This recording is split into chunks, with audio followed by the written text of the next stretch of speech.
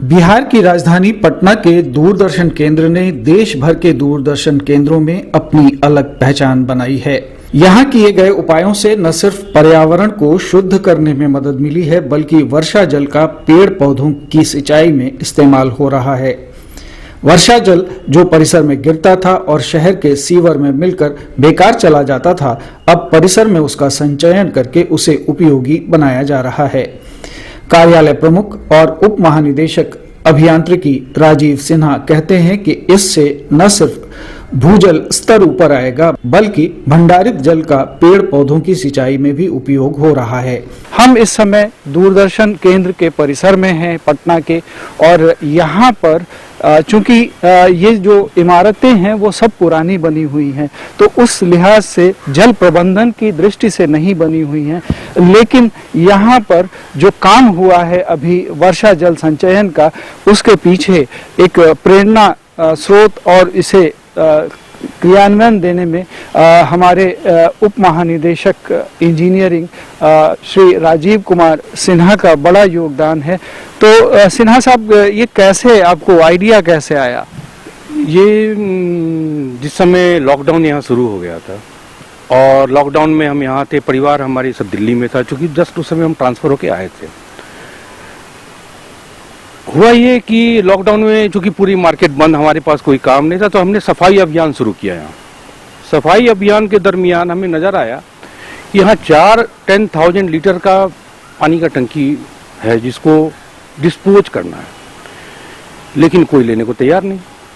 ये हमने डिस्कस किया अपने मिसेज से जो दिल्ली में थी फोन पे कि ऐसे ऐसी बात है। उन्होंने ये आइडिया दिया कि क्यों ना इसको आप रेन वाटर हार्वेस्टिंग में कन्वर्ट कीजिए। वहाँ से वो आइडिया आया। आइडिया जब आया तो अपने प्रधानमंत्री जी का ये कहना बार बार टीवी पे, आपदा में अफसर ढूंढो, हमने ये अफसर ढूंढा। ढूंढने के बाद इस काम में लगे और इस साल बरसात का पानी सब हम जमीन के अंदर ले गए, जबकि पिछले साल बाढ़ में यहाँ जैसा हमें पता चला कि काफ़ी एरिया में पानी या नाली में चला जाता है या बर्बाद होता है। ये आइडिया वहाँ से आया है। तो अभी क्या क्या किया है, जरा हम चाहेंगे कि आप हमें दिखाएं, हमारे दर्शकों को दिखाएं।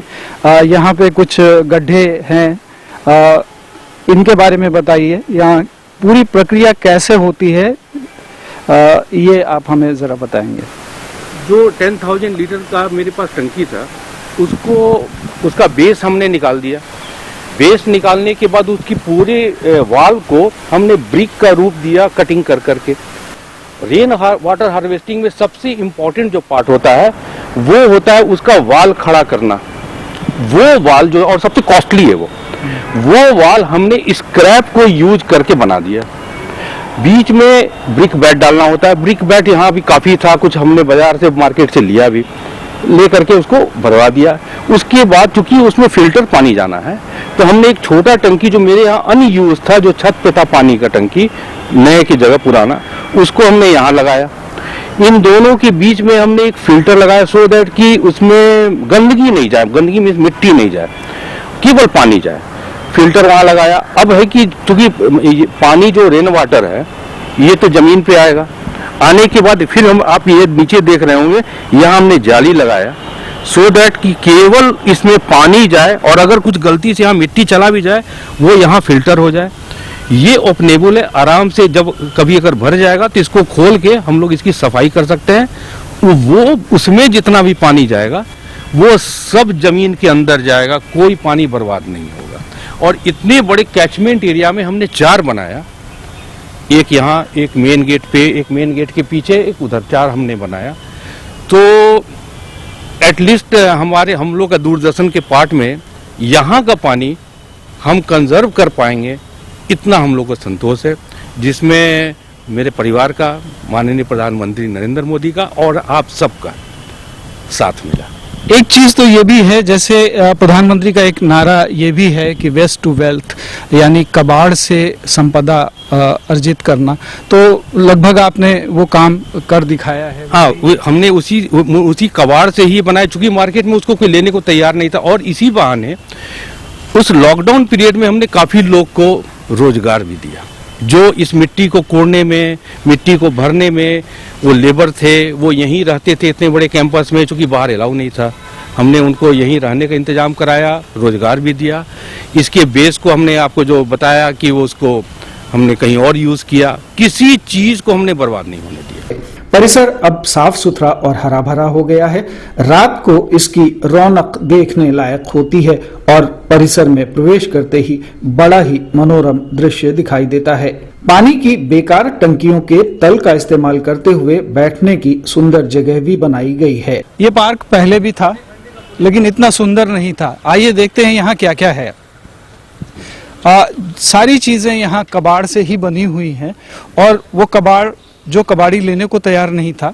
एक तो ये पाइप है जो बेकार पड़ा था, वर्षों से जंग खा रहा था, और ये बहुत ही अच्छे ढंग से इसको पिलर के तौर पर इस्तेमाल किया गया। और ये खिड़की, ये जो छत है इसकी, ये छत दरअसल वो जो प्लास्टिक के टैंक थे उन पीवीसी के, उनके पेंदे काटे गए जब वर्षा जल संरक्षण के लिए, तो ये बेकार हो गए और इसका तो कोई मोल ही नहीं है।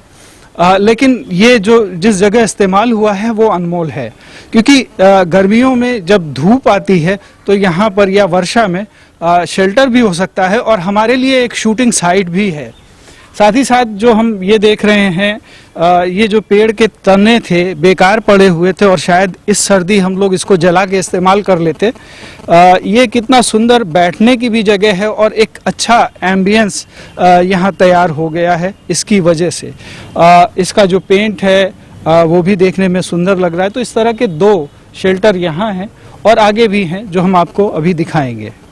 काफ़ी अच्छा लग रहा है यहाँ पे, माहौल भी बहुत अच्छा है और एक तरह से ये कह सकते हैं कि ये जो है जो ग्रामीण परिवेश की याद दिला रहा है। तो अक्सर हमारे जो कृषि दर्शन वाले लोग हैं वो यहीं पर बैठ कर के शूटिंग भी करते हैं। हालांकि ये राज की बात है, सबको नहीं बताने वाली है। हाँ, लेकिन यहाँ पे वो सारे लोग करते हैं। और ये जो पौधे नए नए लगे हैं बहुत ही ज़्यादा खूबसूरत लग रहे हैं। और बैठने का स्टूल तो आपने बहुत ही अच्छा ये बना दिया है। 2 साल से यहाँ फेंका हुआ था जी, तो इसको हटाना भी मुश्किल था। हमने इसको वहीं के वहीं इन सिटू आपने कटवा दिया और यूज हो गया, बहुत अच्छा यूज हुआ। इसके अलावा केंद्र ने ESSL से करार करके 5 इलेक्ट्रिक कारें भी ली हैं। इनका चार्जिंग स्टेशन भी यहीं लगा है और इस तरह न सिर्फ धुएं का प्रदूषण रुक रहा है बल्कि धन की भी काफी बचत हो रही है। इन सब उपायों के कारण 23 जून 2020 को केंद्र को देश का पहला ग्रीन दूरदर्शन केंद्र घोषित किया गया है।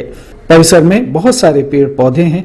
इनके लिए खाद खरीदने में काफी धन का खर्च होता था, लेकिन पेड़ से गिरी सूखी पत्तियों से खाद तैयार हो रही है।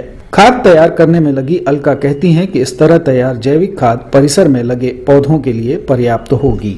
पत्तियों को खाद में, कंपोस्ट खाद में बदलने का प्रयास कर रही हैं अलका जी। ये पूरी प्रक्रिया हमें बताएंगी, कैसे कर रही हैं ये? सबसे पहले तो इसमें जो गड्ढे खोदे हुए हैं इसमें बहुत सारे बड़े बड़े लकड़ी डाले हुए, उसे मैं हटवा रही हूँ क्योंकि उसको मतलब वो हटेगा उसके बाद ही खाद बन सकती है। अब पत्तियों की खाद बनाने के लिए उसमें हम लिक्विड डालेंगे, उसके बाद यूरिया डालेंगे, कुछ ऑर्गेनिक खाद डालेंगे, उसके बाद उसमें चेरा डालेंगे, उसके बाद पूरे उससे पानी से भिगो करके और ऊपर से मिट्टी से पूरे तोप देंगे। तकरीबन 6 मंथ में बहुत बेटर खाद बन जाएगी और ऑर्गेनिक खाद इतना अच्छा बन जाएगी कि फिर बाहर से यहाँ जो भी गार्डनिंग वगैरह होती है खाद लाने की जरूरत पड़ेगी ही नहीं। मेरे मन में एक प्रश्न उठ रहा है, जब आप यूरिया डाल रही हैं तो केमिकल के अंश तो गए, तो कितना यूरिया है, क्या वो प्रभावित करेगा खाद की क्वालिटी? इसमें यूरिया डालने का मकसद ये होता है कि खाद तैयार जल्दी होता है, इसलिए मैंने यूरिया डाला। अभी मतलब सारा प्रोसेस हो रही है, तैयारी चल रही है, वो सारा वहाँ पे मटेरियल रखी हुई है और यूरिया डालने का पर्पस ये है कि जल्दी से जल्द खाद बन जाएगी। अच्छा, जो भी खाद यहाँ बनेगी वो कितने एरिया के लिए पर्याप्त होगी? मतलब दूरदर्शन कैंपस में जितना भी गार्डन से संबंधित एरिया है उस सभी में हो जाएगी। बाहर से हमारे समझ से खाद लाने की बिल्कुल जरूरत नहीं पड़ेगी, बिल्कुल नहीं। तो यहाँ पर ये जो ऊंचा सा है, दरअसल ये ऊंचा नहीं है बल्कि 4 मीटर चौड़ा और 8 फीट गहरा गड्ढा है और कोनिकल शेप का है, नीचे से वर्तुलाकार है, जिससे कि ये पत्तियां जो यहाँ पर इकट्ठा होती हैं, दिन भर इतने सारे पेड़ हैं परिसर में, जो पत्तियां, सूखी पत्तियां गिरती हैं, उनको यहाँ इकट्ठा किया जा रहा है और इसे कंपोस्ट खाद के रूप में तैयार किया जाएगा। हाँ, तो ये आइडिया कैसे आया आप? नहीं, ये आइडिया ऐसा था कि जब यहाँ पे देखा जाता था कि हर 15 दिन पे जितनी पत्तियां गिरती थी उसको जलाया जाता था। तो जलाने से क्या होता था कि वे पॉल्यूशन बढ़ रहा है और ये भी आपदा में अफसर, जब हम खाली समय में लॉकडाउन में हम लोग बैठे हुए थे तो आया कि भाई क्यों ना इस पत्ती को खाद में कन्वर्ट किया जाए। और हमारे पास इतने बड़े बड़े गार्डन थे, वहीं पे हमने ये गड्ढा करवाया, पीट बनवा करके इसमें अब ये आप देख रहे हो कि पिछले 6 महीने में यहाँ कोई पत्ती नहीं जलाई गई, सब पत्ती यहीं पे है। अब इसमें कुछ यूरिया, केमिकल और वो जो क्या होते हैं चेराई वगैरह डाले जाते हैं, वो प्रोसेस चल रहा है, आप देख रहे होंगे। इसको डालने के बाद अगले 6 महीने में ये एक ऐसा खाद बनेगा, ऑर्गेनिक खाद, जिससे हम यहाँ का जितने भी पौधे हैं परिसर में उस सबको देखभाल करेंगे। ये मेरा सोच था। और एक तो सबसे बड़ी बात, पॉल्यूशन कम किए हम, नहीं तो यहाँ हर 15 दिन पर यहाँ पत्तियां जलाई जाती थी।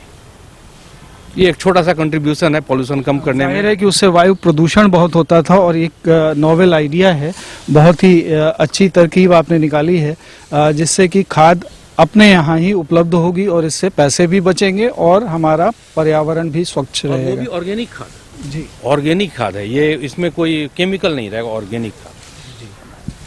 तो इस तरह से हमने देखा कि अपने परिसर में ही अगर हम चाहें तो बहुत कुछ ऐसा करने को है जो हम प्रकृति को वापस कर सकते हैं। प्रकृति को वापस ना भी कर पाएं तो कम से कम हम उसके प्रदूषण को, उसकी बदहाली को कम करने में जरूर योगदान दे सकते हैं। कैमरा पर्सन एजाज हुसैन के साथ सलमान हैदर,